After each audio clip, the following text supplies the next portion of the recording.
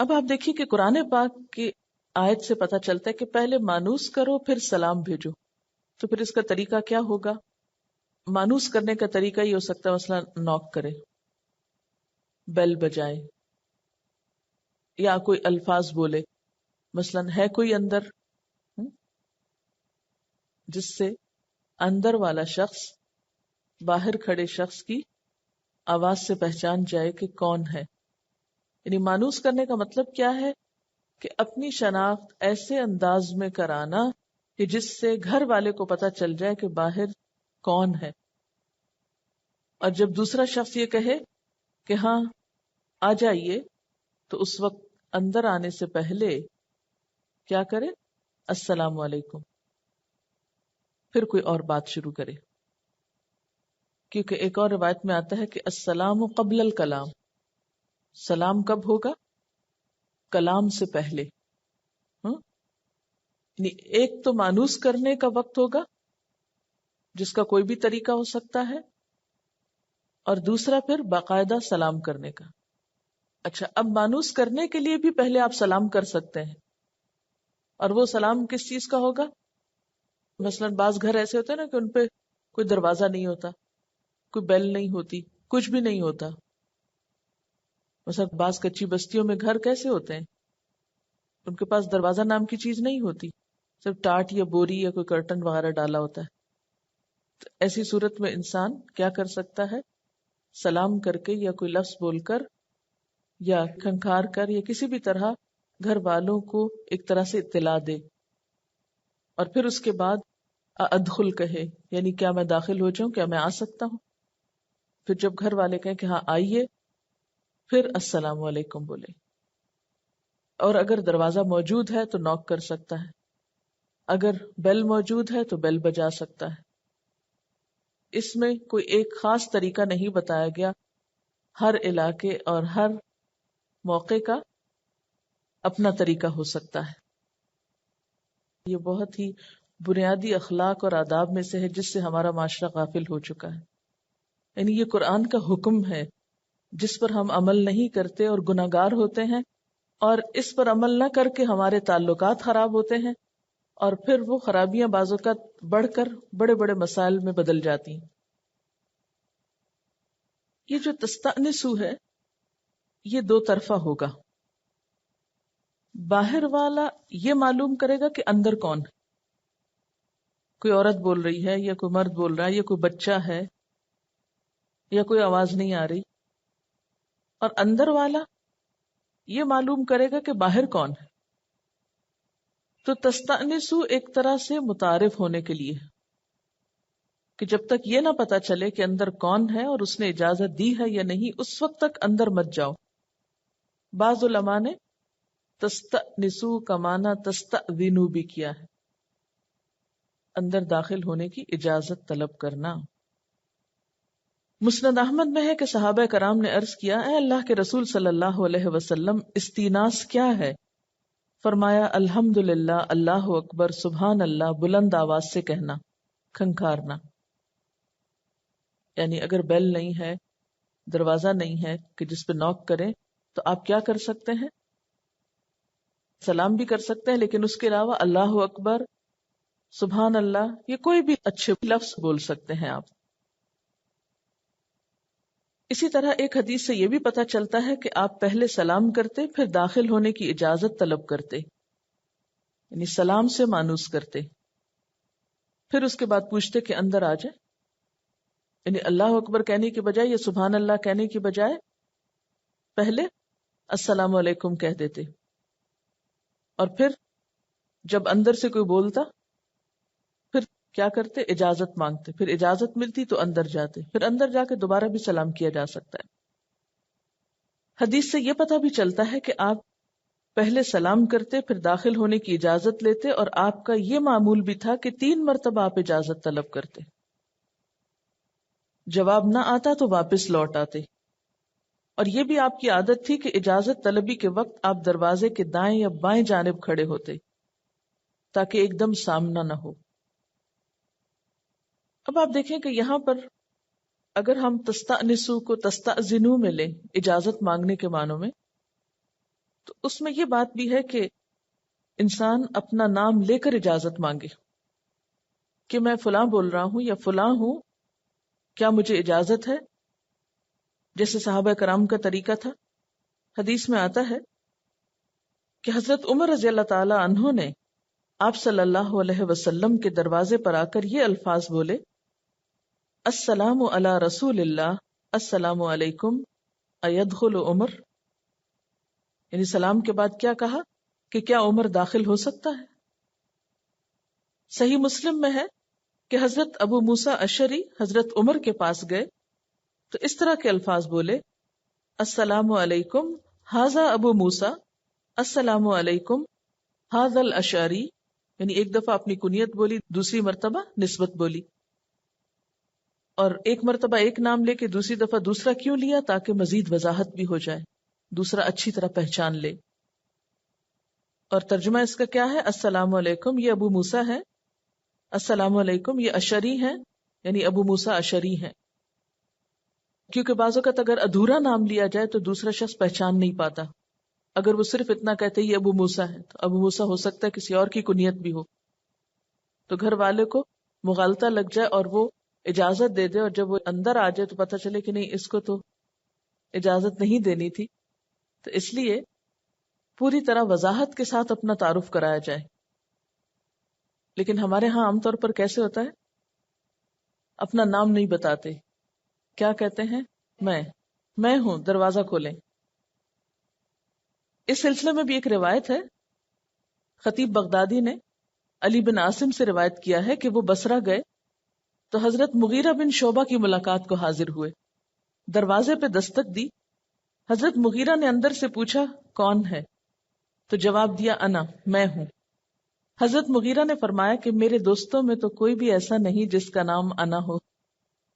پھر باہر تشریف لائے اور ان کو حدیث سنائی کہ ایک روز حضرت جابر حضرت صلی اللہ علیہ وسلم کی خدمت میں حاضر ہوئے اور اجازت لینے کے لیے دروازے پہ دستک دی.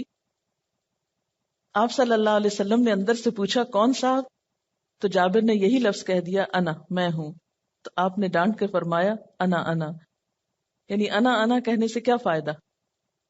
اچھا، ہم لوگ عام طور پر کیا کرتے ہیں؟ اچھا پہچانا بھی نہیں، آواز بدل کے پہلے بات شروع کرتے پھر کہتے پہچانا ہی نہیں. اب کہاں پہچانیں گے آپ؟ اور اس کے ساتھ شکایات کا ایک لمبا سلسلہ شروع ہو جاتا ہے، شکوے اور ناراضگی کا.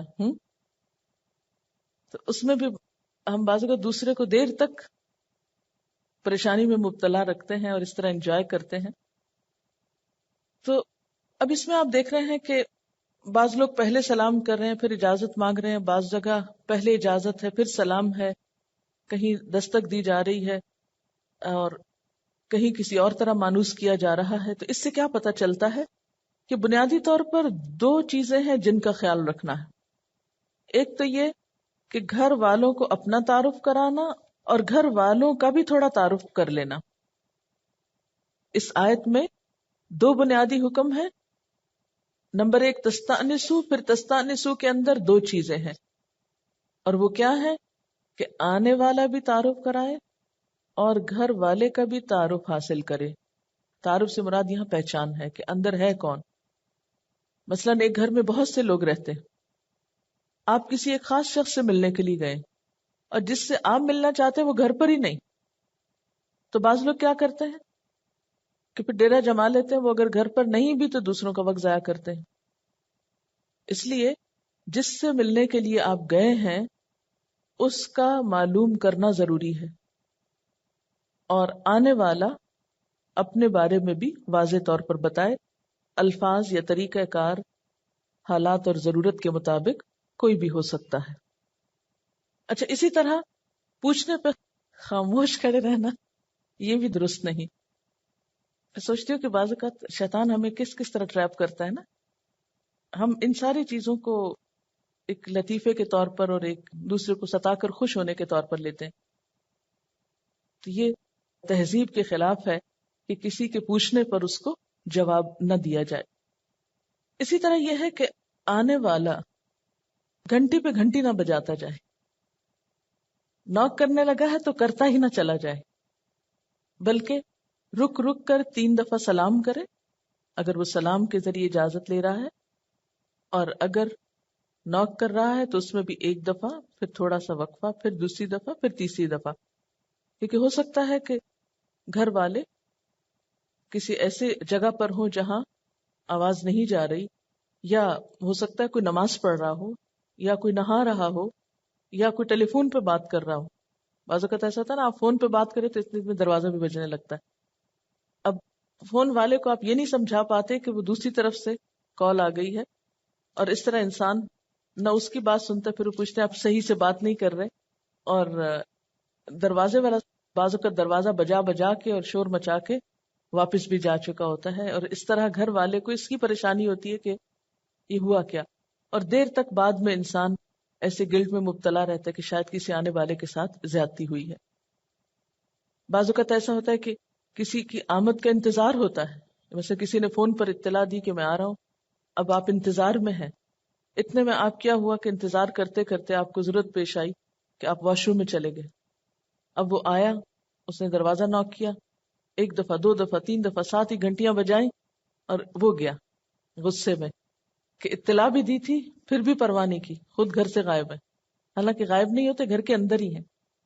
بعض اوقات ایسا ہوتا ہے کہ ایک شخص کہتا ہے میں آ رہا ہوں، اب وہ آ رہا ہے، بہت دیر ہو رہی ہے، نماز کا وقت نکل رہا ہے. دوسرا شخص نماز شروع کر دیتا ہے کہ اچھا جب تک وہ آتا ہے میرے نماز کا وقت نہ نکلے، مثلا مغرب کی نماز یا عصر کی نماز کا وقت کم ہوتا ہے. ایسے میں عین اس وقت جب آپ نے اللہ اکبر کہی، بیل بجنا شروع ہو گئی. تو ایسی صورت میں آنے والے کو بھی تھوڑی تہذیب کا مظاہرہ کرنا چاہیے کہ 1 دفعہ بیل بجانے کے بعد تھوڑی دیر رک کر صبر کر کے پھر دوسری مرتبہ، پھر تیسری مرتبہ، اور اسی طرح کوئی بھی طریقہ اطلاع دینے کا ہو اس میں ایسا ہی کرنا چاہیے. آنے کی اطلاع دینے کا ایک بہت ہی مہذب طریقہ وزٹنگ کارڈ بھیجنا ہے. یعنی آپ نے دروازہ نوک کیا، کوئی بچہ آیا، آپ بجائے اس کے کہ اسے لمبی تقریر کر کے سنائے، وہ میں تمہارے ابا کا وہ فلاں جگہ کا کلاس فیلو ہوں، اور پھر یہ ہوا وہ ہوا، اور بچہ اس کو پوری طرح سمجھ نہ پائے کہ کہنے والا کیا کہہ رہا ہے، تو اس سے بھی مس انڈرسٹینڈنگ ہو سکتی ہے. ایسے میں اگر آپ اپنا وزٹنگ کارڈ دے دیتے ہیں، یا بیل بجا کے نیچے سے ڈال دیتے ہیں، یا لیٹر باکس ٹائپ چیز بعض اوقات گھروں کے ساتھ لگی ہوتی ہے، اس میں سے اندر پھینک سکتے ہیں، تو آپ دوسرے کو آنے کی اطلاع اس طرح بھی دے سکتے ہیں. اور یہ بہت ہی معقول طریقہ ہے، اور اس میں دوسرے کو ایک دم پوری پہچان ہو جاتی ہے، کیونکہ اس میں آپ کا نام بھی ہے، آپ کا ایڈریس بھی ہے. اور ان کیس کہ آپ گھر پر نہیں اور اگر کوئی چھوڑ جاتا ہے تو اس سے بھی دوسرے کو تسلی ہوتی ہے کہ کس نے کال کیا یا کون آیا، اور آپ اس کو کال بیک بھی کر سکتے ہیں. بعض اوقات ہم کہیں جاتے ہیں، اپنی کوئی اطلاع نہیں چھوڑتے، اور پھر اس کے بعد شکوہ خوب کرتے ہیں کہ ہم آئے تھے اور آپ گھر پر کیوں نہیں تھے.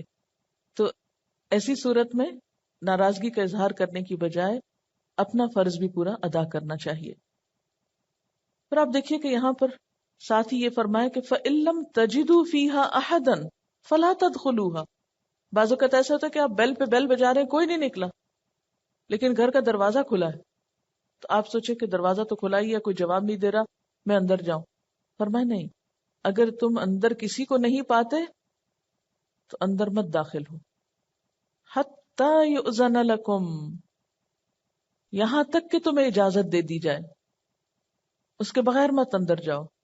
کیوں؟ اس صورت میں کیا خطرہ ہے اندر جانے میں، کہ ہو سکتا ہے کہ آپ اندر جائیں اور اندر خدا نخواستہ کوئی حادثہ ہوا ہوا ہو، اور آپ ڈر کے مارے فوراً باہر نکلے، اتنے میں باہر سے کوئی آپ کو دیکھ لے، خدا نخواستہ کسی گھر کے اندر کوئی ڈیتھ ہو چکی ہو یا کوئی قتل ہو چکا ہو یا کچھ ایسے واقعات اگرچہ بہت ریئر ہوتے ہیں لیکن بہرحال ہوتے ہیں. اب آپ نے بیل کی، دیکھا اندر سے کوئی نہیں نکلا، تو آپ تنہائی اندر چلے گئے، یہ درست نہیں. ایسی صورت میں اگر کوئی ان یوزل سی سچویشن ہو تو اکیلے نہیں جانا چاہیے، 2-4 لوگوں کو ساتھ لے کر جانا چاہیے، تاکہ خدا نخواستہ کسی ایمرجنسی کی صورت میں یا کسی ان یوزل واقعے کی صورت میں آپ کے ساتھ دوسرے لوگ بھی گواہ ہوں. اب دیکھیں نا کہ اگر مثلا کوئی اکیلا اندر چلا گیا اور اکیلا نکل رہا تھا، پڑوسی نے دیکھ لیا کہ ہاں فلاں شخص اندر سے نکل رہا تھا، وہ نکل کے گھر گیا تو پیچھے سے پتا چلا اندر ڈیتھ ہوئی بھی ہے، ہو سکتا ہے وہ اس کے نام لگا دی جائے کہ جی وہ نکلا تھا اس وقت. تو اس میں کئی ایک احتمالات ہو سکتے ہیں، کئی اور وجوہات بھی ہو سکتی ہیں. فَإِن لَّمْ تَجِدُوا فِيهَا أَحَدًا فَلَا تَدْخُلُوهَا حَتَّى يُؤْذَنَ لَكُمْ، پھر اگر وہاں کسی کو نہ پاؤ تو داخل نہ ہو جب تک کہ تم کو اجازت نہ دے دی جائے. اور ہاں ایک اور صورت، وَإِن قِيلَ لَكُمُ ارْجِعُوا فَارْجِعُوا، اگر تم سے کہا جائے کہ واپس چلے جاؤ تو واپس بھی چلے جاؤ. یعنی ضروری نہیں کہ اگر تم اجازت مانگو تو تمہیں اجازت دی ہی جائے، یعنی اجازت مانگنے سے اجازت مل جانا ضروری نہیں یا حق نہیں. اگر لوٹنے کو کہا جائے تو لوٹ بھی جاؤ. ہوا ازکا لکم، وہ تمہارے لیے زیادہ پاکیزہ بات ہے، زیادہ اچھی بات ہے، اس میں تعلقات کے اچھے رہنے کے زیادہ امکانات ہیں. اور اس میں یہ ہے کہ برا نہیں ماننا چاہیے، کیونکہ ہو سکتا ہے کوئی شخص واقعی ایسی حالت میں ہو، مثلا وہ سونا چاہتا ہے یا اس وقت کسی ایسی کنڈیشن میں ہے کہ وہ کسی سے بات نہیں کرنا چاہتا یا کسی کو اٹینڈ نہیں کر سکتا، اور خصوصاً اگر آنے والا کسی خاص کام سے آیا ہو تو ایسی صورت میں اگر وہ کہتے کہ اس وقت نہیں پھر صحیح، تو آنے والے کو مائنڈ کیے بغیر چلے جانا چاہیے. اگر کوئی فون پر بھی اجازت مانگ رہا ہے آنے کی اور انسان مصروف ہے تو اس کو شریعت نے یہ حق دیا ہے کہ وہ کہہ سکے کہ ابھی ممکن نہیں کہ ملاقات ہو سکے، تو کال کرنے والے کو مائنڈ نہیں کرنا چاہیے. اس میں بعض سلف کہتے ہیں کہ میں عمر بھر اس تمنا میں رہا کہ کسی کے پاس جا کر استیزان کروں اور وہ مجھے یہ جواب دے کہ لوٹ جاؤ تو میں اس حکم قرآن کی تعمیل کا ثواب حاصل کروں، مگر عجیب اتفاق ہے مجھے کبھی یہ نعمت نصیب نہ ہوئی کہ کسی نے مجھے آج تک نہیں کہا کہ واپس جاؤ. کیونکہ یوں لگتا ہے کہ ہر معاشرے کے اندر لوگ اس بات کی جرت نہیں رکھتے، یا ایسا کہنا بہت سے مسائل کا بعض اوقات سبب ہوتا ہے، اس لیے اس کی ہمت نہیں کرتے. اور اسی لیے ہم دیکھتے ہیں کہ بعض اوقات لوگ انتہائی مشکل میں، انتہائی مجبوری، انتہائی تکلیف میں بھی ہوتے ہیں لیکن آنے والے کو نہ نہیں کر سکتے. آنے والا آ جاتا ہے، پھر جب وہ پوری طرح اس کو اٹینڈ نہیں کر پاتے تو آنے والا آ کر خوش ہونے کی بجائے ناراض ہو کر جاتا ہے. تو وہ جو بات کی ناراضگی ہے اس کے بارے میں ہم نہیں سوچتے، ہم وقتی ناراضگی کو ٹالنے کی کوشش کرتے ہیں کہ مائنڈ نہ کرے. لیکن اللہ تعالیٰ ہم سب کی نفسیات، ضروریات، حالات سے اچھی طرح واقف ہیں. اس لیے کیا کہا کہ اگر تمہیں کہا جائے واپس چلے جاؤ تو چلے جاؤ، دوسرے کا عذر قبول کر لو، خوش دلی سے واپس جاؤ، یہ تمہارے لیے زیادہ اچھا ہے. یعنی ناراض ہو کر نہیں جاؤ. ساتھ ہی فرمایا واللہ بما تعملون علیم، اور اللہ جو کچھ تم کر رہے ہو اس کو جانتا ہے. یعنی کس دل سے گئے ہو، ناراض ہو کر گئے ہو یا خوشی سے گئے ہو، اللہ کو سب پتا ہے. اور اللہ کو صرف آنے والوں کا نہیں، گھر والے کا بھی پتا ہے کہ کیا وہ کسی مجبوری کی وجہ سے کسی کے ملنے سے انکار کر رہے ہیں یا بے وجہ. کیونکہ دوسری طرف اسلام ہمیں کیا سکھاتا ہے، وہ ان لزورک علیک حق، تمہارے مہمان کا بھی تم پر حق ہے. یعنی اگر کوئی تمہاری زیارت کرنا چاہتا ہے، تم سے ملاقات کا شوقین ہے، تو اس کا بھی تم پر حق ہے. اس کو بھی وقت دو یا اس کو بھی آنے دو. یہ نہیں کہ انسان بلا وجہ انکار ہی کرتا چلا جائے اور مردم بیزار ہو، انسان بیزار ہو، کبھی کسی سے ملنا ہی نہ چاہے. کہ بعض افراد معاشرے میں ایسے بھی پائے جاتے ہیں نا جو کبھی بھی کسی سے ملنا نہیں چاہتے، تو یہ طریقہ بھی درست نہیں.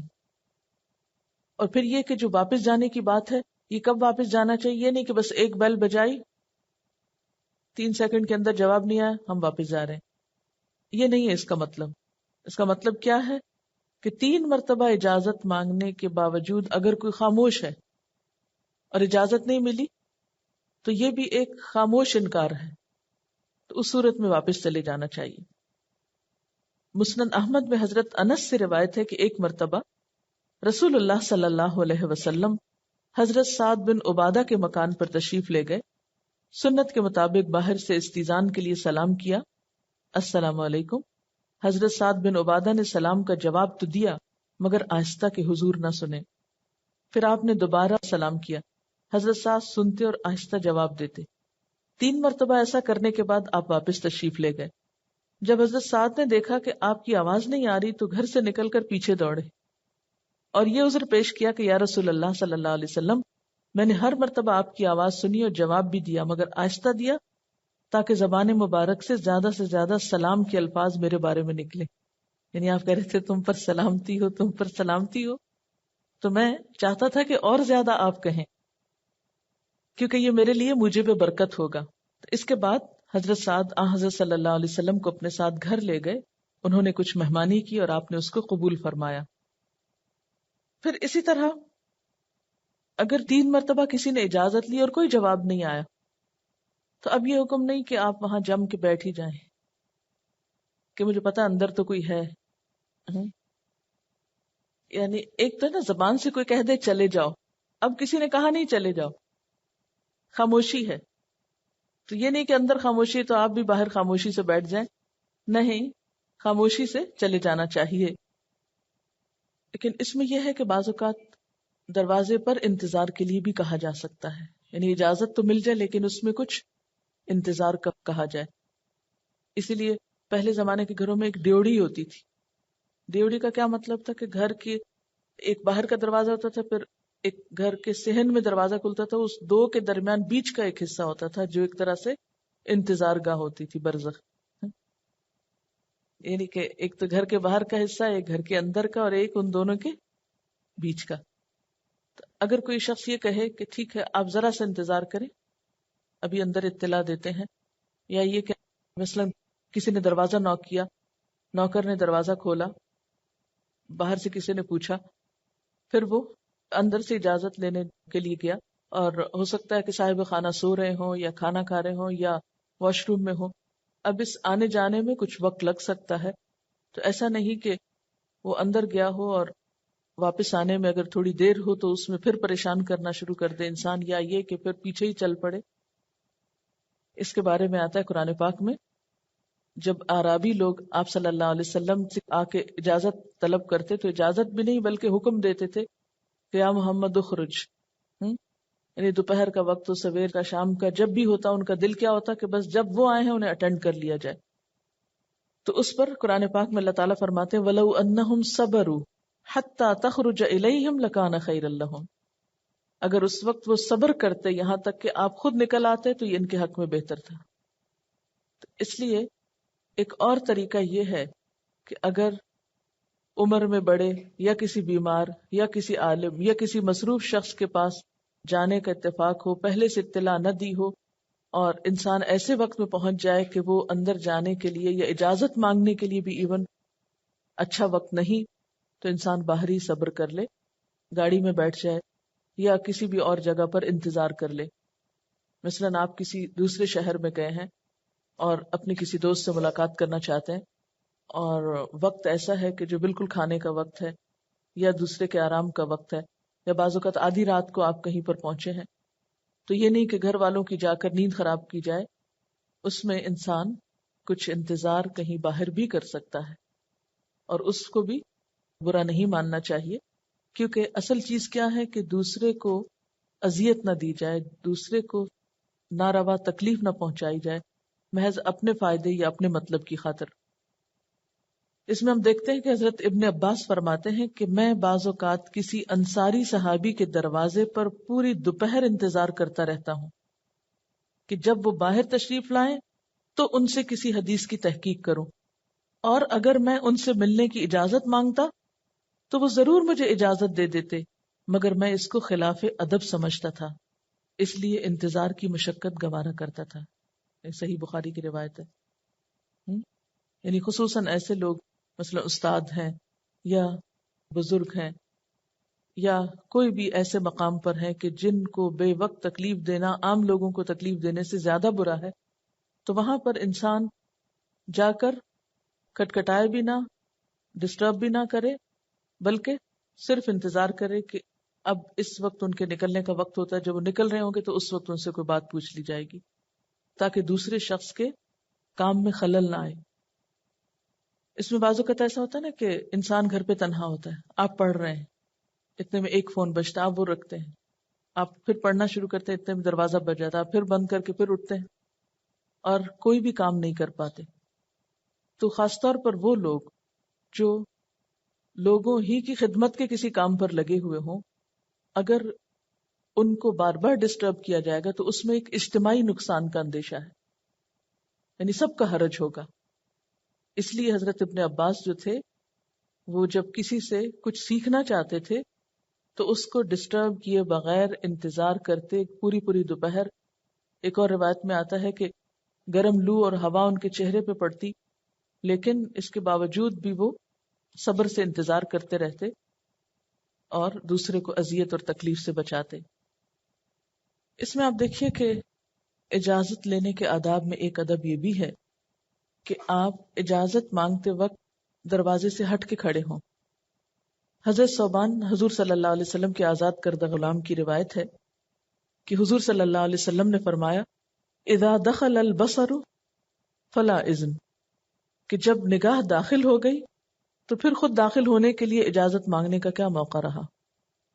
ایک اور روایت میں آتا ہے کہ ایک شخص نبی صلی اللہ علیہ وسلم کے ہاں حاضر ہوا، عین دروازے پہ کھڑا ہو کر اجازت مانگنے لگا تو آپ نے اسے فرمایا پرے ہٹ کر کھڑے ہو.